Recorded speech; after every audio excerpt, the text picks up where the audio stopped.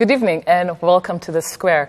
Tonight we are going to be discussing whether Africa can feed itself and look at the constraints that prevent it from doing so. We are also going to take a deep dive into smallholder farmers and find out if they are the key to Africa's agricultural revolution. This conversation is taking place at the start of the Africa Green Business Forum, AGRF, and tonight we are joined by the president of AGRA, which is Alliance for a Green Revolution Africa, Dr. Agnes Kalibata. Thank you very much for joining us this evening. Thank you for inviting me. Thank you. It's an honor to have you here with us. As always, my name is Dana PC. I'm part of The Square. I'm joined here by my three other resident panelists, Charles, Berna, and Ephraim. Good. Always a pleasure to have you. Yes. Thank you. Yes. As we always do before we kick off this very important discussion, we're going to have a look into the week that is, just a few key highlights of the week thus far. It's the middle of the week, Wednesday. I'll start with you, Charles. What are some of the key highlights this week? Quite a lot has been happening in my mind, but today I was coming from Rusororo on a side visit, and I found a long queue of trucks. All the way from La Palisse Nyandungu up to around Mushumba Mwiza. So the curious man in me stopped. So the policeman said, "But your car is small. Why we only are?" So I asked him, "Is there non-tariff barrier? Why all these lorries parked along the roadside?" So he told me, "But your car is not big." I told him, "Maybe one of those is my car." Of course, none of those was my car, but I was curious. Later on, I got to find out that for security purposes, at a certain time of the day or a certain time of the week or month, or when certain activity is happening, the trucks are not allowed to pass, to traverse the road from the Eastern Province to join the Kanombe Road. I appreciated it. Now we've been talking a lot about on this show about non-tariff barriers and barriers to trade, basically. And I think we need to find a very clever way in which ordinary traffic, VIP traffic, and trade traffic can coexist. We see it quite a lot. I remember we did have a particular heated debate here when we're talking about how when we have a big function at the convention center, there's a standstill around there. So it just came in to tell me, I mean, these trucks are not, they don't come in to ferry musicians to perform at a concert. They are ferrying goods and services. So I think it's something that is still needs, that still needs to be polished. But the Africa Green Revolution Forum, I don't think there's been any traffic issues. No, it seems. I think they are heavyweights. There's a conversation with conservation on conservation that's probably bringing in heavyweights. Yeah. Yes. Berna, some of your highlights this week? For me, it's mainly the parliamentary elections. It's good to see that more women are coming.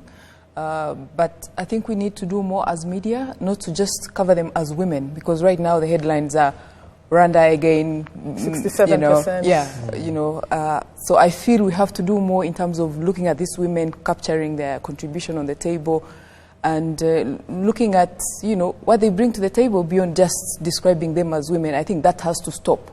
The record should not be, you just have women. No, it should be, this is actually what the women are doing. I agree. I think for me it's around the same. It's around the same thing. The elections. For me, it was more just out of curiosity around the turnout. I think that was something that it's worth exploring why why there's a difference between presidential election periods and parliamentary elections. I think it will be curious to know where I'd say the mismatch is, and why people feel like, once we've elected a president, we're fine. Versus the actual people who are involved in helping voice their issues. Absolutely. Yeah. Dr. Kalibata, would you also before we get into the thick of things, as some few highlights of the week so far? No, I think I would mention too, I was extremely excited to see that we now have 67%. Yeah. We are up 3% from 64%.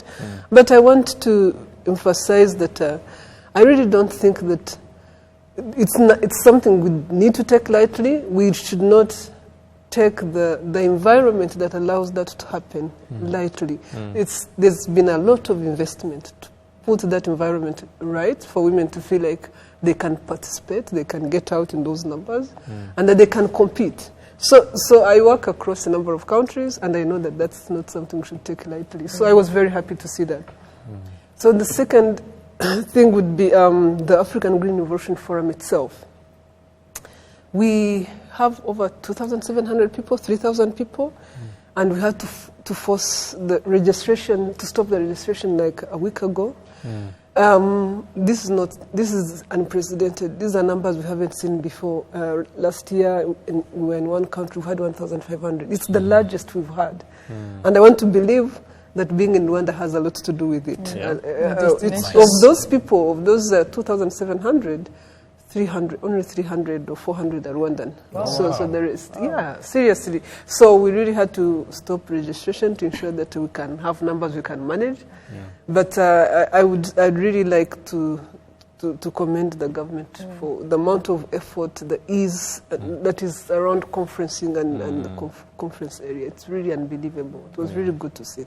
That's good. So it's really, really closed. I have a couple of people who, before coming on the show tonight, asking me, can you just find out from the doctor if there's space for one more? I believe it's closed. I think it's really close. Yeah. And it makes sense. With that number of people, it's really Understandably close. so. Yes. So once again, thank you for honoring our invitation. I know you're really busy, and you're coming here at the beginning of the AGRF, and this 3 days. It ends on Friday, if I'm not mistaken. It ends on Saturday. On with Saturday. The presidential summit. Oh wow! The presidential Fantastic. Summit. So we're having this conversation at the start of this very important event, and like the title says, we're going to discuss whether Africa can feed itself, or why it isn't feeding itself, for that matter.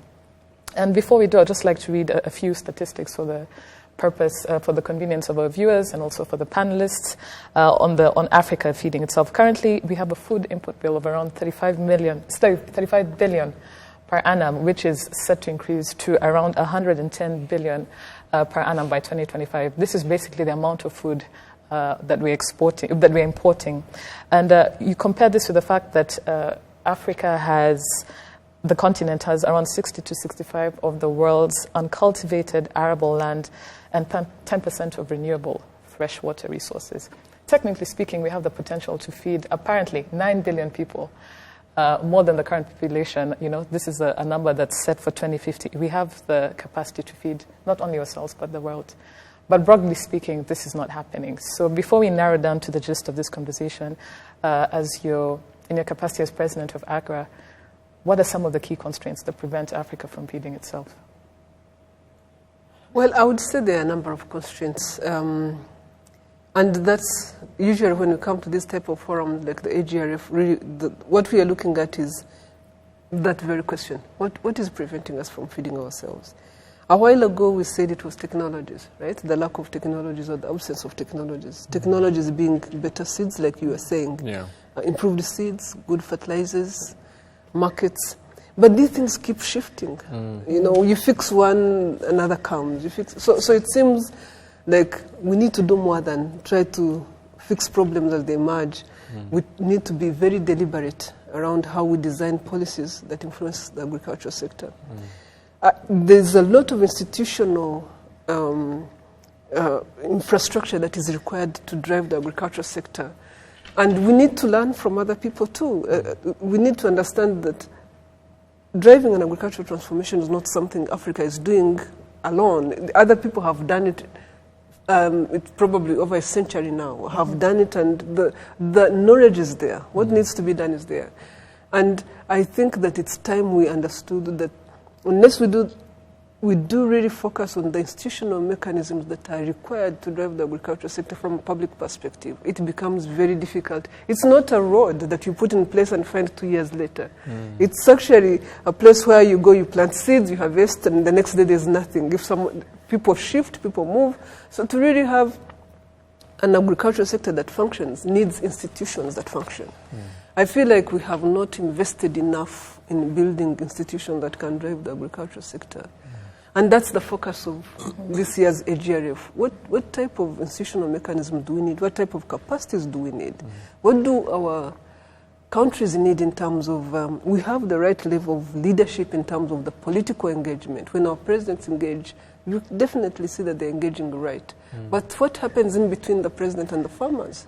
You know, so it's really focusing on those institutions that will ensure that not just 20% of our farmers have access to better seeds, not just 20% of our farmers have access to fertilizers, that actually a significant portion of the people, which is 80% of the people, that have access to those things. So it's really how we think that, I would say soft, really, let's be serious. It's the soft infrastructure, the ability to put this infrastructure in place. You were talking to me about how you're in business and agriculture. You can't drive a business in agriculture if you don't understand standards, if you don't understand, if you don't have an institution that regulates how you understand standards, that ensures that you do the right thing. And all those things affect how markets work out. Farmers know how to grow food. Farmers can grow food very well, and they are already feeding most of us. We don't farm ourselves. It's the consistency of that and how they can be consistent and take it as a business will depend on what type of markets they see. And markets will depend on what type of institutions we put in place for markets to function. So it's really, for me, it's a complex issue. It's not like once farmers have seeds, then we have food security. It's not like once farmers have seeds, then we have, fertilizer, then we have food security. No. Once farmers have mechanization, food security. But how many times have we tried mechanization, like false starts? But it's really the skills-based and the institutional mechanism that we need to seriously invest in and to really invest in capacities to be able to drive the agriculture sector in. I'll give you a statistic that I think is very important, I always use. We were at the same stage not so long ago, probably about two generations ago, or even one generation ago, we were at the same stage with many countries in Southeast Asia. In terms of food, ability of farmers to feed themselves. But these people made a decision that they were going to invest in agriculture. And most of these countries have been investing 15 to 20% of their budgets in agriculture for a period of about 20 years. What it does, it allows them to invest in research and development. It allows them to invest in the institutions that regulate how agriculture works. It allows them to invest in broadening the agriculture sector and allowing private sector to come in. And then, only then can the role of the agriculture sector in people's lives start shrinking, and that's what we want. So I think in a nutshell, I think it's the ability to design institutions that can help us drive the agriculture sector more than the technologies, more than even the financing. And just to recap, I can't remember the exact name for the acronym, the CAADP. That's a percentage whereby countries are actually required to give their GDP to agriculture. I think Rwanda and Ethiopia are the only ones in Africa who exceed the 10% amount that's dedicated to... Which is still quite low. Yes, but it's other African countries, it's less than 5%, you know, and this is what the doctor is talking about. Unless there's that understanding of the need to invest into agriculture for technology, for everything else in between, then we're going to just end up, you know, doing the same thing over and over again and expecting different results. And I think for me, so one of the biggest challenges, and I shared this with you guys when we were preparing for this show, as somebody in the value chain, the agricultural value chain, agriculture is not looked at holistically. So when you sit down with people partners of the players in the agricultural value chain, they perceive the needs around the farmer, but then they don't perceive the needs of for example, the trader like me, who has to get what the farmer has produced to the processor, then the processor to the wholesaler, the retailer, and eventually onto the shelf. And I think one of the things that and I say this personally, one of the things that we had to take on was something called seed to shelf. And we looked at it mainly purely for one simple reason. And she mentioned controls, but even before controls became a thing, we looked at which areas in the value chain are there the largest gaps? And we realized that, so Uganda has a challenge, or at least maize in the region. Now, right now, as it stands, Uganda is one of the largest suppliers of maize. But for the longest, there's been a serious issue around something called aflatoxins. Now, aflatoxins are pretty much close to a fungus of sorts, if I've gotten this right. And what happens is that it occurs post-harvest in the handling and processing of the maize, which comes back to what the doctor was saying around standards. Now, somebody will go and invest money towards technology around seeds, give the farmers fertilizers, mechanization shall happen, irrigation shall be better, people will produce. But what happens is from the point of harvest to the point of storage and delivery, it's not handled right. And she said it. Sometimes these are things that go beyond even the farmers and the market. Yeah, it's something that has to be institutionally enforceable. Because what happens in the market is a farmer will get the same amount of money. His product will move just as fast from whether the aflatoxins are high or low. It just depends on who's looking for the product at that time. And these are things that I think for me, even as somebody in the value chain, it's always been a question of, can we look at agriculture in its entirety? If we're going to, for example, talk about financing and talk about how do we finance the agriculture sector, it's not just what are the needs of the farmers, but what are the needs across the value chain, seed to shelf. When it comes to agro-processing, what kind of facilities are we putting in so that so that the cost of production is significantly lower? And then it's the same thing with policy. Is it what's being done for the farmer, what's being done for the person after the farmer, what's being done the person after that, up until it reaches the consumer. And I think once you start to talk about that in its holistic sense, and I'm saying this for all the various partners who try to contribute towards the agriculture sector, once you look at it in its entirety, you can now start to see how to hedge risk. Because I know for a lot of the people who try to participate in it, they find the investment towards it as either low impact from that perspective or high risk. And once you look at its entirety, you can control those factors. And before our panelists, I know Charles and Bernard have key follow-up questions. I just want to ask you, based on the example you asked about, countries in Southeast Asia, are there like tangible, best practices that they did to get them where they are 2 decades later, and we're still, at the beginning of this particular process in agriculture? That have we tried to borrow and it's failed continentally, or is it just what is that gap that prevents us from actually borrowing some best practices across the continent and following suit with some of these South Asian countries in agricultural development? My own perspective on this, I keep asking myself, why have we failed to understand that actually, on the African continent, why have we failed to understand that in history, there was a point in nearly every developing country's perspective that was called agricultural revolution? Why have we failed to understand that in Africa? And I keep asking myself, why? Why can't we see that we are moving around in circles? Until we do this, we actually can't move forward. Because there's no way you can move forward with 70% of your population with zero purchasing power. You can't drive an economy on 30% of your population. Feeding or supporting healthcare, education, everything, infrastructure for the 70%. I don't think that that's something we can do. So I keep asking myself, what have we missed? Because an agricultural revolution is definitely the pillar, the core to developing any economy, to jump-starting any economy. So I always, in my simple thinking, I always say, is it because we all, either I grew up on a small farm, seeing agriculture just as a place to get food in the backyard, to feed me or my father. For some of you who are much younger than me, your fathers grew up on this farm.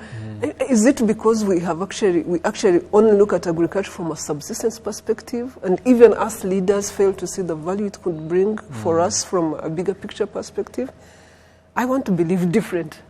And I think that in Asia, it's not because they didn't have this type of background that we did.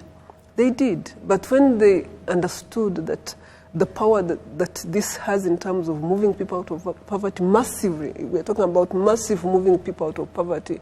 I mean, here in Rwanda we have very good examples where we do, like you were saying, when we do put 10% in agriculture, when we do have farmers access seeds and fertilizers, we talk about reduction of poverty. In real terms, we talk about we've reduced poverty by such and such percent. We are talking about 25% now. Several millions of people out of poverty because of what we are doing in the agricultural sector and in other areas. But I remember we used to talk about how 65% of that reduction of poverty was coming from the agricultural sector. It's not that other sectors are not working, but it's the sector that touches the majority of the people. So you asked me what we think we are doing wrong. It's that consistency of investments. We have agreed we should invest 10%. I honestly think it should be more than that, given where we are at. We should be investing much more than 10%. But it's also the consistency. It should not be on-off. It should be, let's sacrifice, take major sacrifices and invest in agriculture for the long haul. Let's talk about 10 to 15 years of constant engagement. And there's no country that will do that won't see the benefits. Ethiopia that you were talking about takes the agriculture sector extremely seriously. They do reduce poverty by 4% every year. Every year they reduce. Through agriculture? I mean, it's one of the sectors, but it's a huge part of that. Rwanda has its own experience in that. So for me, there's no shortcut. We need to put the resources in the right place. We need to touch millions of people that are not being touched by our economies. We need to give them the opportunity to participate in the economy as opposed to doing stuff for them. We should not be... These people can send their kids to school. These people can be part of Mutuelle de Santé. In Rwanda, we see that they pay their Mutuelle. We want to see more of that. It won't happen. We need to remember that actually farmers do agriculture as a business. Much as it is not paying, but they do agriculture as a business. Of it. Yeah, so then it needs to pay. So we need to invest so that it pays. Yeah. You know, Dr. Agnes Kalibata is renowned across the region for being extremely passionate about articulating some of these things. We also have to remember that she was a Rwandan former Minister of Agriculture, and for her to utter certain utterances, to make certain utterances such as institutional coordination, which has become a chorus of the square. It's a big deal for us on the square. It's music to my ears. But that said, you know, it's one thing to keep repeating things and making the same mistake over and over again and not learning from it. I get extremely perturbed when the things that Dr. Kalibata says are not, I believe many of them are not new to us. When you sit down and talk about improving seeds, and somebody somewhere in the Rwanda Standards Board says that no, we should not have genetically modified seeds because they don't pass a certain standard of what we require, and then somebody in BRD says no, we need to get a certain return on our investment on loans that we give out towards agriculture. And then another person from Ministry of Commerce says that only made in Rwanda products will enjoy a tax holiday of X.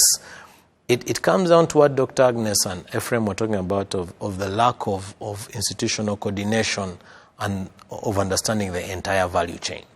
Now, I am one strong believer in saying until we put all these people in one boxing ring and tell them, guys, yes, because they have to fight. They have to fight, and one person has to come out of the winner. Or if one person does not come out of the winner, they agree as a winner. They agree. Yes, BRD, which drives the financing arm of the government. Ministry of Agriculture, Rwanda Standards Board, Rwanda Agriculture Board, NAEB, the Agriculture Export Agency, sometimes a board. Sometimes I also feel that there's too much duplication in what all these organizations are doing. We need to have our thinking in one direction. Say, what do we want to get out of our agriculture sector as a whole? And all of us, as we are here, we can give examples until cows come home. There's a factory that produces building walls out of wheat straw. Strawtech. They are called Strawtech. Yes. Yeah. Now, when they came, they signed a deal with the Ministry of Agriculture. And the Ministry of Agriculture made a pledge that they would mobilize farmers to grow X amount of wheat for them. The grain goes to whoever needs the grain. The stem goes to Strawtech to build the walls. Fast forward, the farmers are told, no. On your farm, do you know you can actually get a better deal on the rice? Now, the investor who is expecting to get the yield of the stem does not get it. Azam, who is expecting the grain, does not get it. Revenue Authority, who is expecting to make money from the profit of all those along the chain, do not get it. So I think we are pulling this agricultural bird in different directions that nobody is benefiting. And at the risk of repeating myself, I think that's where we're getting it wrong. We don't have a concerted effort to draw all our energies in one direction. Yes. I think that I think you're being a little bit. Would I say too harsh? I am not paid to be nice. I know. None of us is paid to be nice, so I'm the least of those. So, but the reason I'm saying that is, I actually think, and I'm drawing this from the fact that Agro as an institution works across a number of countries on the continent. Rwanda puts a lot of effort in coordination and trying to ensure that coordination happens. It won't happen overnight. It takes a while. But the real progress we are making, whatever progress we are making, is because we are putting significant amounts of effort in coordination. So it might not back, it might two not steps be front, happening. one step back. I don't know about that, but it might not be happening to what you see. It's interesting. It's like what we started saying about women in parliament. They say, so it's possible, they are going for more and more. So you want more and more, you want better and better coordination, and that's a good thing, that's a great thing. But I also think that a lot is happening.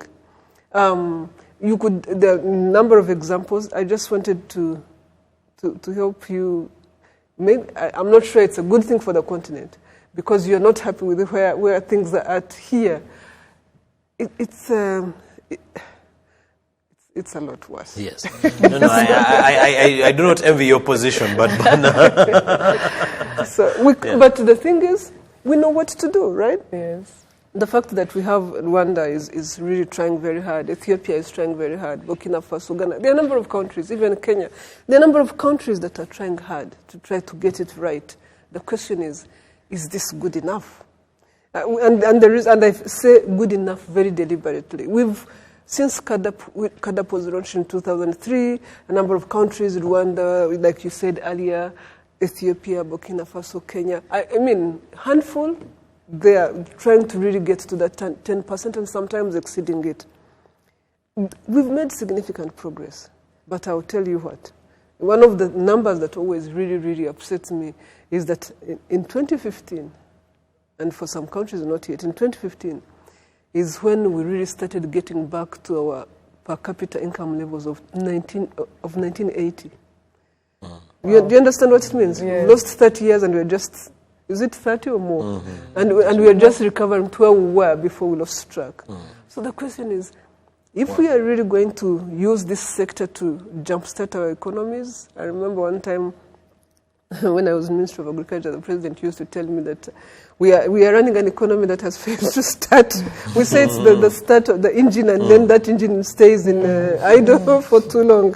So we are running agriculture and idle for too long for the continent. And if the economies are going to take off, agriculture has got to take off. And part of what we are discussing in this conference is, what is it? What is it that we need to do differently? We do agree on what the challenges are. We do agree on what the problem is. What do we need to do differently to jumpstart the economy to move? And right-free coordination is extremely important, but you coordinate what is there. You do not coordinate what is not there. Institutions have to be there and have to function to ensure that coordination starts happening. And really, I think that Rwanda has made significant progress in that area. Berna? I just wanted to raise the issue of agricultural productivity. I'm sure you have the latest figures in terms of productivity, labor productivity, and the link to our performance as a continent in terms of agricultural output. Now, as AGRA, I know you invest a lot in research, trying to build the capacity in countries to invest in agriculture. And the question on my mind is, what are you doing? How are you supporting countries, one, to build research capacity in this at continental level? Because if you look at why labor productivity is low, it's because I think just about 2% of our universities are actually focused on agriculture. And yet we're talking about productivity. How do you boost productivity? That's one. Two, some of the key goals, I think, for AGRA is doubling income for smallholder farmers. How is that going to happen if we look at the current environment, weather shocks, you have global prices, how are you going to do that? Yeah. What advice are you giving to, governments? Yeah, I think one at a time, right? So let's talk about the capacity issue that you brought up. AGRA started out as an institution really that was focused on building capacities. We worked with NAS. What is NAS? NAS, National Research Institutions that do research and focus on technology, on ensuring that we have good seeds and things like that. And we worked with universities. So today we are talking about over 600 PhDs and MScs trained in universities that didn't even have agricultural programs until AGRA supported them to start agricultural programs. And I think what I find really good in that is not, the number of students trained is great, but it's the fact that the capacity stays behind. So we have over 11 universities we're working with across the continent that has the capacity to drive programs in MSc, in PhDs, in agriculture. And that's great. So that capacity is up and running. And we have scientists that have graduated from that are breeders, that have produced breeds in their own name. We have now over 600 varieties that are locally bred in African institutions. And that is the reason that is important. It's not that we are trying to repeat what people are doing on the international scene. The reason that is important is because a variety that does well in Musanze at 2100 meters is not going to be the same that works in Nyagatari at 1500 meters. So what AGRA focused on was, we actually called it Unique African Green Revolution, to look at how do you ensure that these materials, when you get them from institutions like the CG centers in the international system, that you can actually get those materials and localize them. I remember in 2007, when we started the drive for increased productivity in Rwanda, we couldn't find a variety that had been grown here and locally adapted to the environment here that could quadruple your yields. We had to go and start looking and start matching and seeing which environment would be similar to ours. Where can we find that? So investing in research capacity is very important, and we did invest in that significantly. But that's not enough. So you have the materials, you have the scientists. The next thing then we did invest in was the delivery systems. And in that we use what we call agro-dealerships, like those small village shops, and then strengthen the capacity of those small village shops to understand that seeds is a business, that it's actually something tradable, that you don't have to save seed, that actually when you use seeds you bought, you're likely to make 3-4 times more. And when farmers have a market, believe you me, they want to buy seeds. that fertilizers is something you can use and increase yields.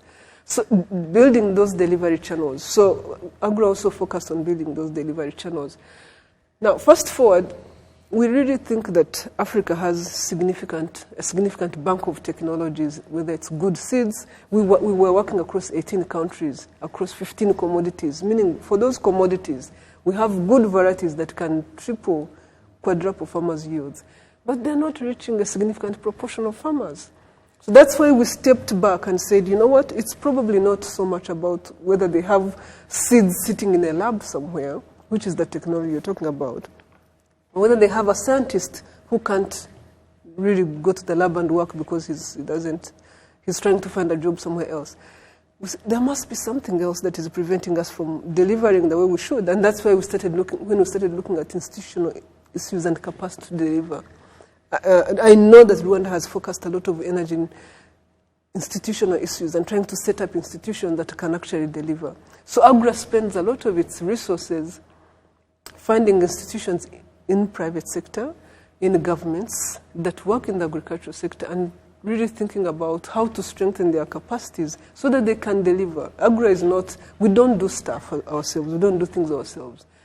We do grants, and we do grants to institutions in the agricultural landscape so that they can be able to, that way they are sustainable. Talking about the question you talked about, they live there. Once, if you're a private sector and you're there and we help you get started because you have a good plan, you have a good idea, you can go to the bank, you will do it for real. We don't have to be there supporting you. You're not given a chance, Dr. Agnes Kalibata. Go on forever. Yeah. The issue of income. The issue of income. But Bernard, we need to go for the break immediately. Maybe we can discuss it after the break. And also after the break, we really want to focus on smallholder farming, and the fact that apparently it may be the key to Africa's agricultural revolution. So we'll be back after the break. Please stay tuned.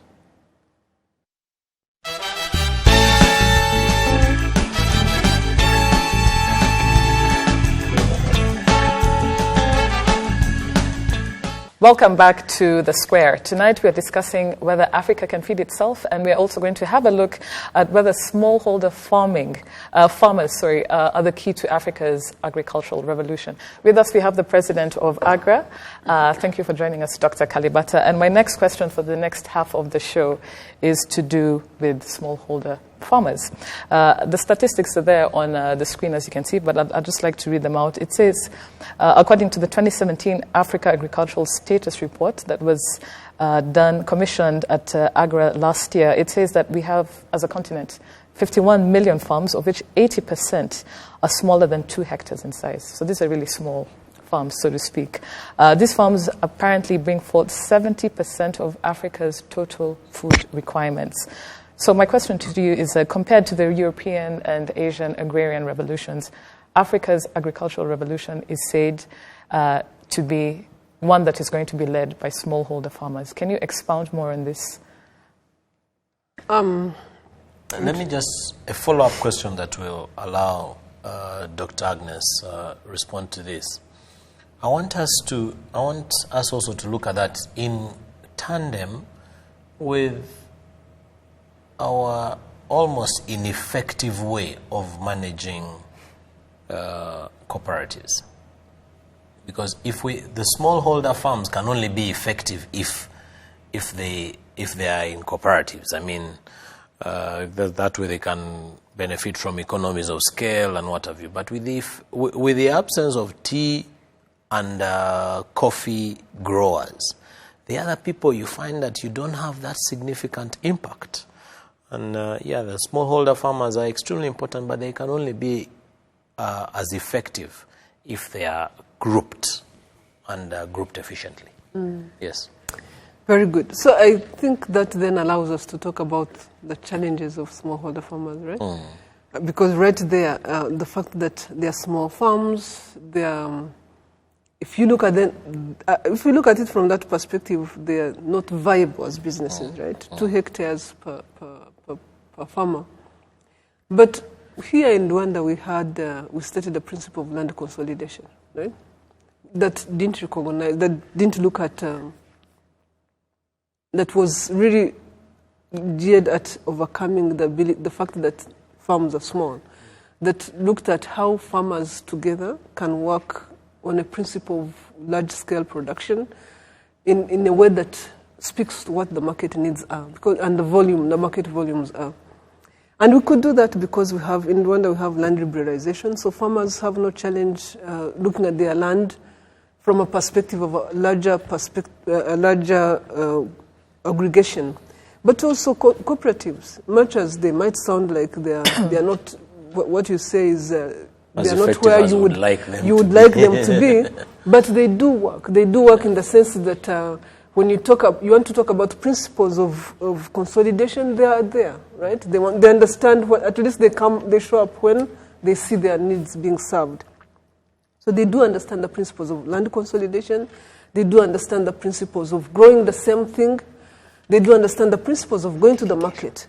But more importantly, smallholders can be productive because if they have access to technologies, if they have good seeds that give them what they need. I mean, a potato farmer right now in most parts of Africa produces on average 5 tons per hectare, right? A similar potato farmer in the Netherlands is producing 50 tons per hectare on the same amount of land. I mean, so that's really like night and day in terms of how you use land productivity and what you get out of land. So I think potatoes are not the best example to give. I could give Saudi maize. Arabia, that is an arid area, grows more tons per hectare than Rwanda, that is very fertile. So I don't think that's the best example to give because we have managed our potato business extremely poorly, that we even pour tons of potatoes because we can't manage the cartels around the delivery of the potatoes. But that's not an issue of a smallholder farmer. We are talking about... It's an issue of the smallholder farmer because the smallholder farmer cannot get their product onto the market because it's controlled by a cartel. Yes, so something similar to that around the challenges of the smallholder farmers in relation to that. There is a big challenge, and I want you to kindly shed light on it. There's a big challenge around mainly these cash crops. You have a situation, and he mentioned it earlier, where you have smallholder farmers finding out that it's more profitable for them to grow. Like I know right now we have a serious shortage of soybean, and it has driven up the cost of soybean, the supply of soya cake, which then goes into the production of animal feed. Animal feed then feeds our chicken, our beef, and that is also affecting that sector. I think for me, the issue at least the issue I would want in relation to that to be addressed or at least highlighted is in those situations where some crops seem to be more profitable for smallholder farmers, what is being done to kind of show them that, at least what is there as an incentive to say, guys, even if you grow your soybean, it's not as profitable as maize for you at the moment. For us, we can ensure that you, as Agra, or at least even just amongst the institutions you work with, these are the different measures that are being put in place to ensure that you still get the same kind of equity from this crop versus the next. You know, the value chain principles, where our perspective is introduced in farming systems specifically for that, so that farmers can be able to have an opportunity to look at what is profitable from a value chain perspective, from being able to produce whatever you're producing, how you can improve its yields, but also how you can be able to take it to the market and benefit from it. And it's going to vary from one situation to another. Soybean might look like a very profitable business when you look at 1 ton of soybean costs maybe $300. But you will not be able to get more than 3 tons per hectare of soybean. Another farmer might say, okay, a ton of maize costs probably $100, but I can get 10 tons per hectare. So all those things have to be put in perspective. At the end of the day, the real issue is markets have to function. Markets have to work, and farmers have to go with the market. So I think, to go back to the point that you raised around... Because the point which I want us to go, it's not so much the issue smallholder farmers face, but Why is it that there's this growing trend that's backed by research and actual realities on the ground that smallholder farmers hold the key to our agricultural revolution as a continent? That's what I want to hear from you. Yeah, so there are a number of things. Two things that I would highlight is, one, that we actually now know that we have the technologies we need for smallholder farmers to quadruple their yields, right? So it's no longer something we have to figure out. We actually do have good varieties of different commodities that farmers are interested in that can take their yields to 3, 4, 5 times more than they need to do that. We also have figured out models of doing business, for example, mechanization, where in the past we thought that buying a tractor or having a tractor was the only way you could increase labor productivity. Today, there are tractors for hire. These are new models of doing business. Every farmers don't have to own tractors to be able to use tractors to get good productivity out of their labor and post-harvest management. There are lots of technologies on post-harvest management that farmers can use. So right now, there are ways of doing business today on the African continent that we were not thinking about a few years ago, right? Today, there are also ways of reaching farmers using the mobile telephone and all that we didn't have in the past. So today you can compare how an African farmer is doing versus a Vietnamese farmer, and they can have the same access to the same knowledge. So really there are all sorts of things we can do in terms of technology to ensure that smallholder farmers are becoming as productive as possible. I think what is not yet working is putting all these things together from the perspective that we said, to ensure that there's the public part of that. Because they are smallholder farmers, they need the public systems to function. They need someone to organize them. They need the services part to work. They need the financial systems to work and very deliberately work. They need the research systems to work. So all these things have to work, and they have to come together to work, not just work, but to work in coordination, like we said earlier. So I think people now know that with the right technologies, with the right delivery mechanisms, which we have just talked about, smallholder farmers actually have the capacity to produce. Smallholder farmers are already feeding a huge part of this continent just by using the surplus they're producing. They're producing 30% surplus. But they can do 500% surplus. Yes. So with that, they can feed this continent and do even more. So again, we go back to what are those public investments that must happen to keep the system oiled and going? Because not being smallholder farmers, at least not buying tractors, because those are some of the things that our governments get wrong. They think they can buy 100 tractors and put them there, and it will solve the problem. As long as you, I think the most important thing is how we engage private sector. At the end of the day, one of the things I used to worry about in Rwanda is, actually in Rwanda I learned that private sector doesn't just happen, because we really very much wanted private sector to be in agriculture. And you keep waiting and it doesn't happen.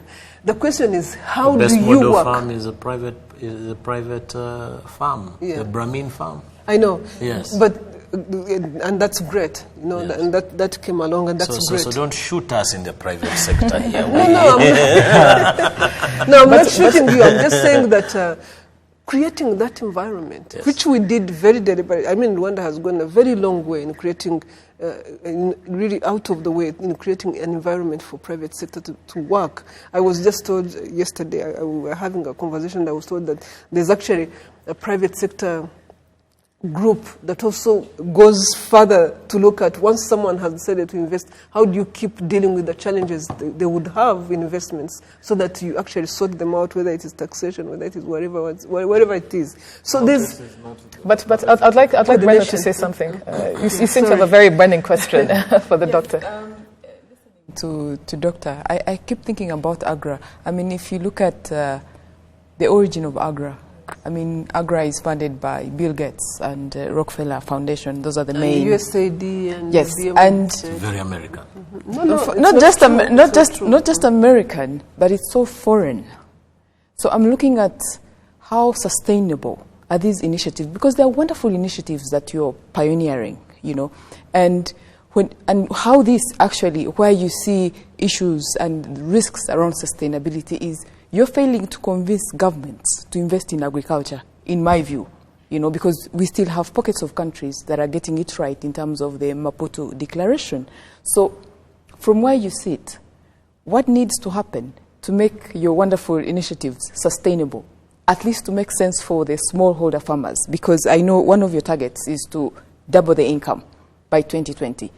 If we woke up tomorrow and Bill Gates is not funding AGRA or Rockefeller Foundation, what is going to happen to the wonderful initiatives that you're talking about? Actually, I'm hoping that they won't be funding AGRA 5-10 years from today. I hope they don't, seriously speaking, because if the idea is to stay on aid or to have someone continuously tell Africa what to do, that's not the reason we would be, that's not the reason at least I believe AGRA was put in place to do. AGRA was put in place to catalyze, to get the conversation going. That's why we do grants. That's why we don't do things. That's why we find institutions in the system and work with them, because they are the ones that will stay with the system, whether it's a public university, a university, whether it's a private sector person trying to get the agricultural sector moving, whether it's a shop in a village trying to move, whether it's a bank trying to figure out how to invest in agriculture. So are you confident that, if the US-led initiatives stopped, would continue to have? But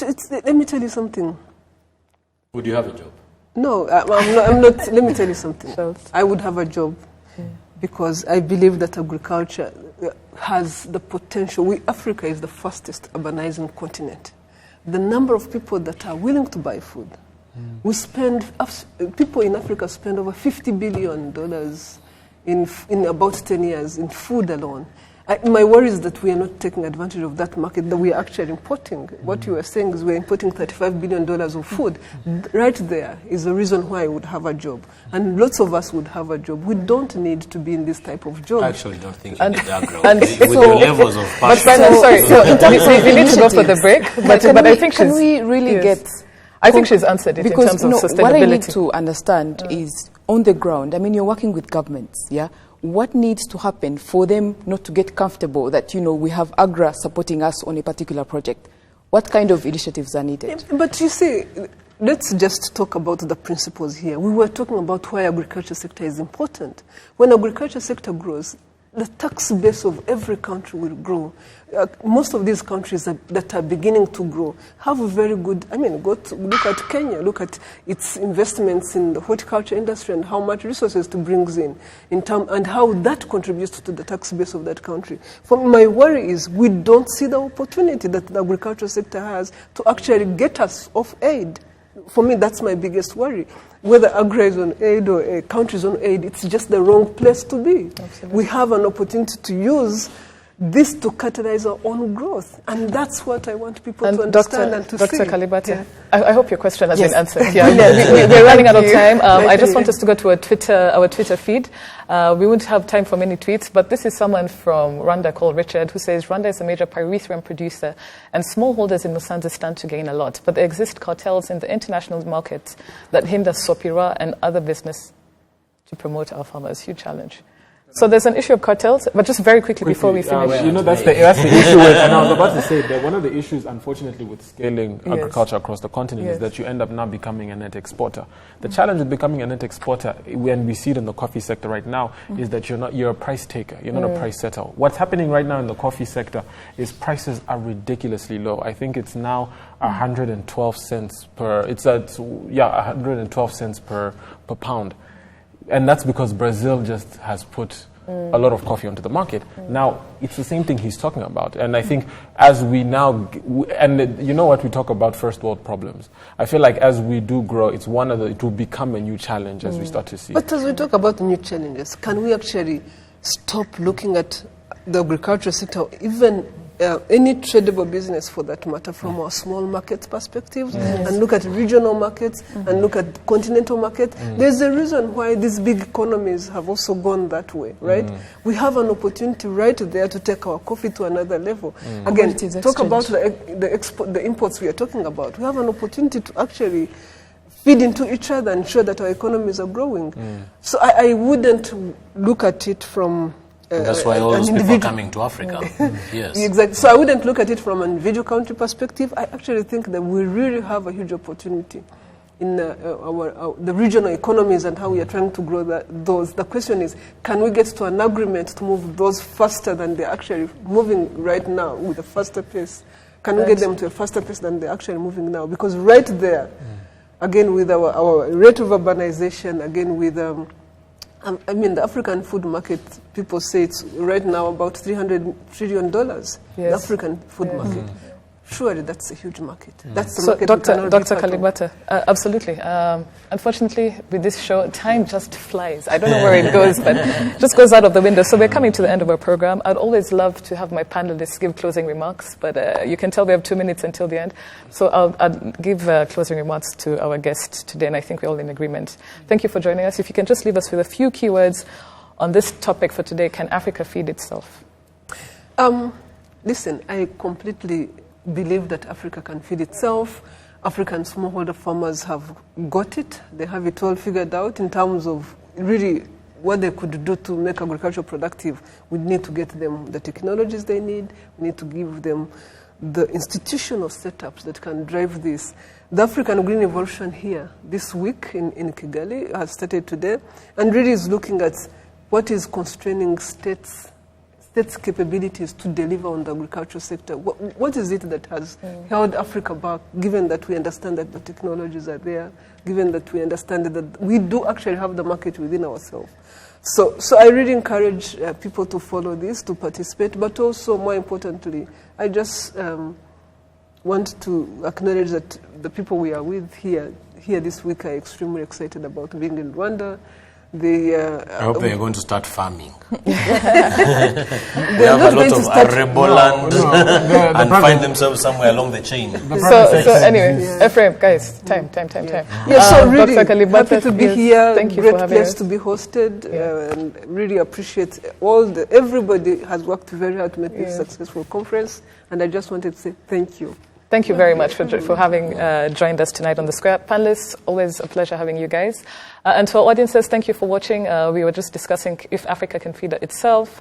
Please join us on The Square, on Twitter to continue this conversation. Always a pleasure being on The Square and discussing these very important topics. Thank you. See you next week and have a good evening.